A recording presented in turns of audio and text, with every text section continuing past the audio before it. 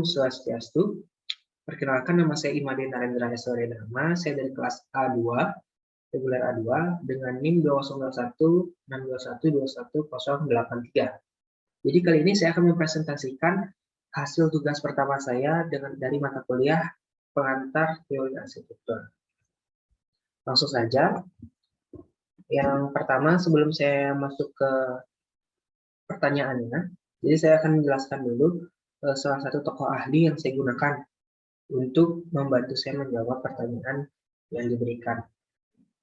Jadi saya menggunakan Sir Henry Wotton. Sir Henry Wotton ini adalah seorang penulis asal Britania Raya yang lahir pada tahun 1568 dan telah menerbitkan sebuah buku yang berjudul The Elements of Architecture. Jadi disclaimer dulu sebelum kembali ke pertanyaannya. Sir Henry Wotton ini bukanlah seorang arsitek. Namun kenapa saya bisa berani menggunakan dia sebagai tokoh ahli, karena dia telah membuat bukunya sendiri yang berjudul Element of Architecture, yang isinya memang teori-teori tentang arsitektur. Jadi saya menggunakan Sir Henry Wotton ini. Next, saya akan menjelaskan apa itu arsitektur. Sebelum pendapat dari ahli, saya akan menjelaskan pendapatnya saya dulu. Jadi pendapat saya tentang apa itu arsitektur. Arsitektur itu adalah seni dalam membangun bangunan. Menurut dari rancangannya, dari konstruksi, dari strukturnya, dari segala proses membangun sebuah bangunan, itu ada seninya, dan itu disebut arsitektur.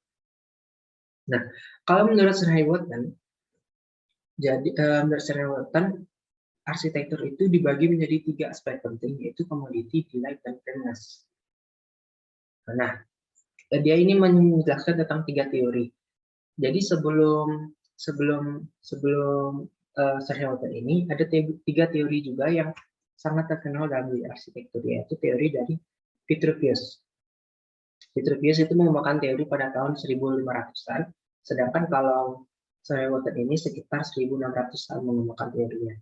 Nah, teori dari 2 ahli ini sempat menjadi bahan perdebatan karena dikatakan kalau teori dari Sir Henry Wotton ini mengkritik adanya teori dari si Vitruvius. Nah, di lanjutannya saya akan menjelaskan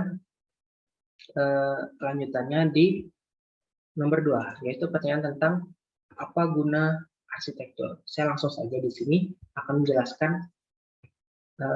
menjelaskan apa yang dikritik oleh Sir Henry Wotton dan ke teorinya Vitruvius, dan saya juga harus menjelaskan pendapat saya apa sih maksudnya. Nah, jadi komoditi sebagai kritik terhadap utilitas. Komoditi ini itu salah satu teori dari Sir Henry Wotton, yaitu mengkritik utilitas dari Vitruvius. Yang kita tahu utilitas itu adalah fungsi sebuah bangunan. Nah, komoditi ini berarti bukan lagi, menurut Sir Henry Wotton, itu bukan lagi fokus pada upaya memenuhi kebutuhan, tetapi upaya menciptakan kebutuhan baru. Dan di diskusi lain juga menyebutkan bahwa teori Sir Henry Wotton ini bukan hanya memiliki nilai fungsi, namun memiliki nilai jual atau nilai ekonomis juga. Nah, yang saya tangkap dari teori ini, misalnya sebuah bangunan itu harus memiliki fungsi dasar.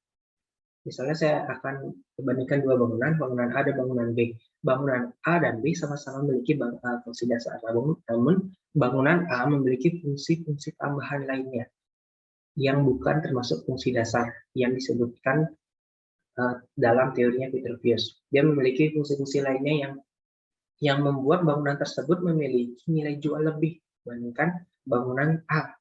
Nah, itu salah satu bentuk teori dari komoditi yang membuat teori Vitruvius ini dikritik gitu. Jadi harus dilengkapi dengan teori dari Sir Henry Wotton itu.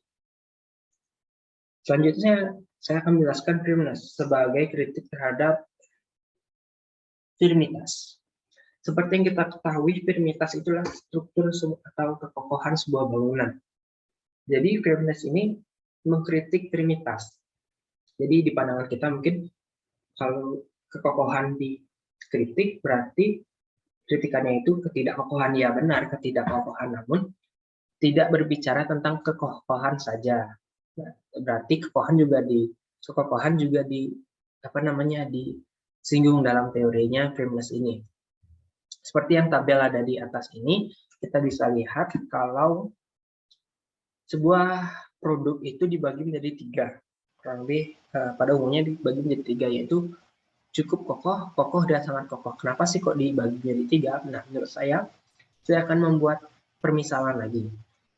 Pada suatu pedagang genteng ada menjual genteng dengan harga yang bervariasi. Kenapa dijual dengan harga yang bervariasi? Karena kualitasnya pun berbeda-beda.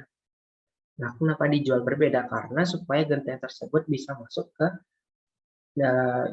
siklus ekonomi. Kenapa sih maksudnya siklus ekonomi? Misalnya sebuah genteng saya beli genteng murah, dan seiring berjalannya waktu, ketidakkokohan genteng itu akan membuat bocor rumah saya. Jadi, di situ akan keluar lagi sisi ekonominya. Saya akan mengeluarkan uang lagi untuk membeli atau mengganti genteng tersebut dengan genteng yang baru.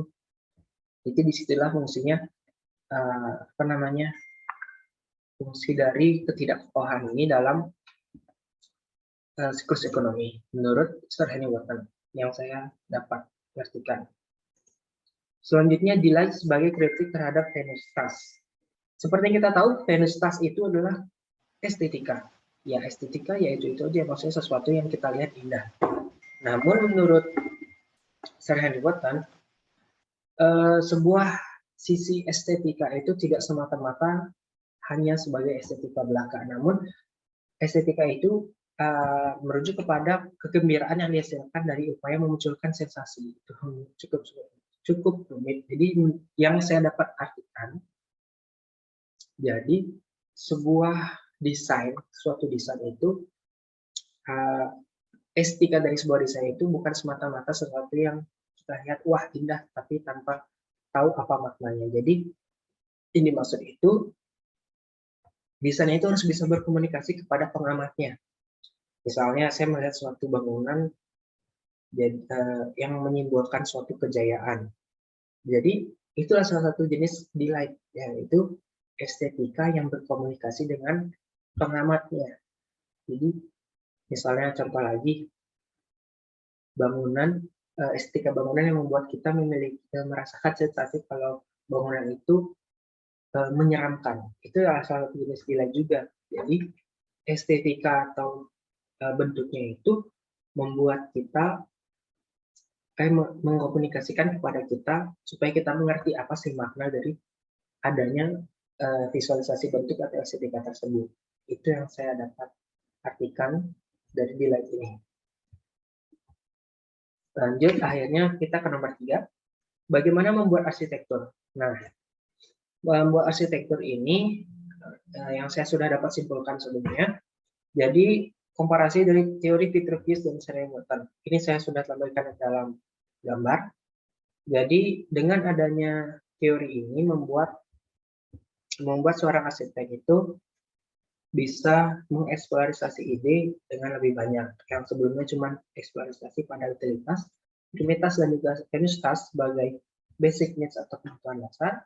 Sekarang yang bertambah lagi ada delight, commodity, dan Frameless juga sebagai kebutuhan sosial.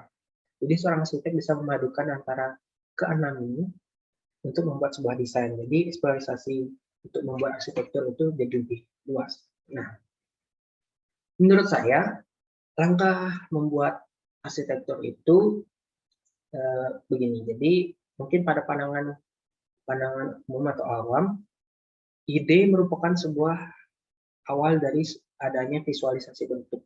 Ada ide, ada visualisasi bentuk yang kita pikirkan. Namun menurut saya itu kurang lengkap, kurang bagus gitu maksudnya tatanan membuat arsitekturnya. Jadi menurut saya itu dalam membuat arsitektur, ide itu harus memenuhi faktor-faktor penting dulu. Jadi ide itu dipikirkan, ya dalam membuat bangunan kita pikirkan dulu bangunan ini akan membuat apa, akan berfungsi sebagai apa. Kita penuhi dulu dia dari needs-nya apa, apakah basic needs, social needs-nya kita penuhi dulu. Bangunan ini akan cenderung kemana. Dengan begitu, kita akan lebih banyak lagi mengeksplorasi visualisasi bentuk. Karena kita sudah tahu fungsinya apa. Kita akan lebih mudah menemukan bentuk yang sesuai untuk bangunan tersebut. Kalau misalnya kita langsung ada ide, kita langsung visualisasi bentuk, baru kita masukkan kebutuhan-kebutuhan, jadinya bangunan sudah jadi, baru kita menentukan di mana dapur, di mana apa namanya kamar mandi.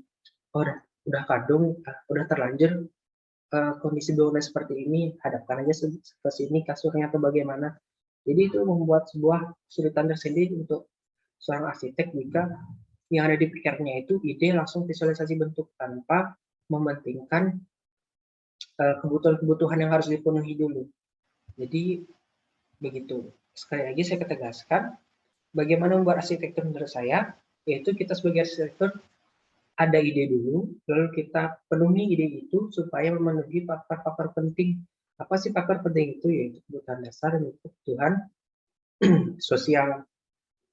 Setelah kita mencapai kebutuhan tersebut, kita baru bisa membuat visualisasi bentuk yang sesuai supaya kita di dalamnya nyaman dalam mendesain dan juga tinggal di dalamnya. Baik, sekian dari saya. Mohon maaf jika ada salah-salah informasi yang saya dapatkan dan salah-salah kata yang telah saya ucapkan. Akhir kata saya ucapkan terima kasih dan Om Santi Santi Santi.